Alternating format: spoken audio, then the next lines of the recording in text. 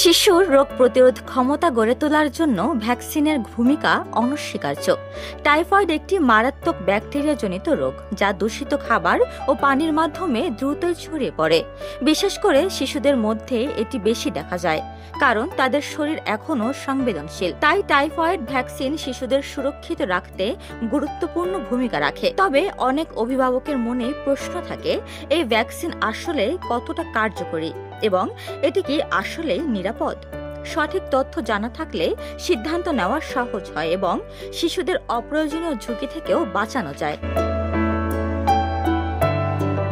দেশে প্রথমবারের মতো শিশুদের বিনামূল্যে টাইফয়েডের টিকা দেওয়া হচ্ছে। এ ধরনের উদ্যোগ দক্ষিণ এশিয়ার মধ্যে বাংলাদেশের প্রথম নয়। এর আগে পাকিস্তান ও নেপালে শিশুদের এই টিকা দেওয়া হয়েছে। নেপালে 20,000 শিশুর উপর চালানো এক গবেষণায় টিকার কার্যকারিতা প্রমাণিত হয়েছে, যা প্রকাশ করেছে বিশ্বখ্যাত medical journal Lancet global health.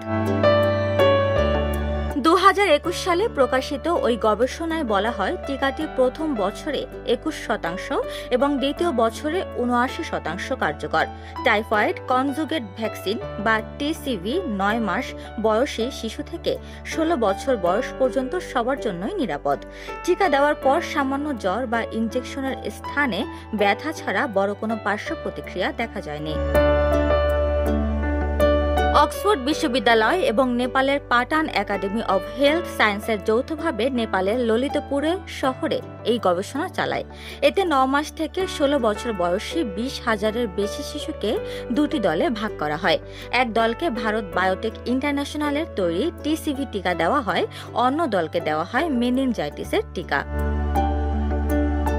প্রায় 1 বছর ধরে শিশুদের স্বাস্থ্যের উপর নজর রেখে তথ্য সংগ্রহ করা হয়। দেখা যায়, টিসিভি টিকা পাওয়া দলের মধ্যে মাত্র 7 জন টাইফয়েডে আক্রান্ত হয়, যেখানে অন্য দলে আক্রান্ত হয় 34 জন। বিশ্লেষণে দেখা যায়, টিকার কার্যকারিতা 79%। গবেষণায় আরও বলা হয়, টিসিভি টিকা নেওয়া শিশুদের মধ্যে 9%-এর সামান্য জ্বর দেখা যায়।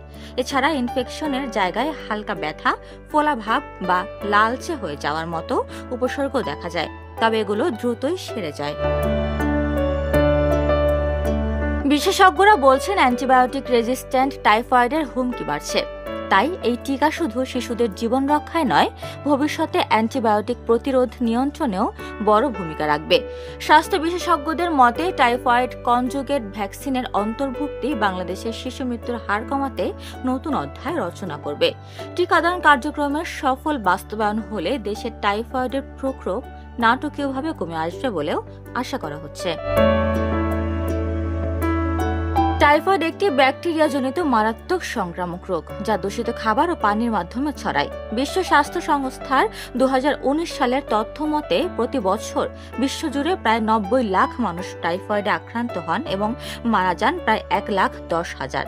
আক্রান্তদের বড় অংশই শিশু ও কিশোর। উপমা রায়, সোনালী নিউজ, ঢাকা।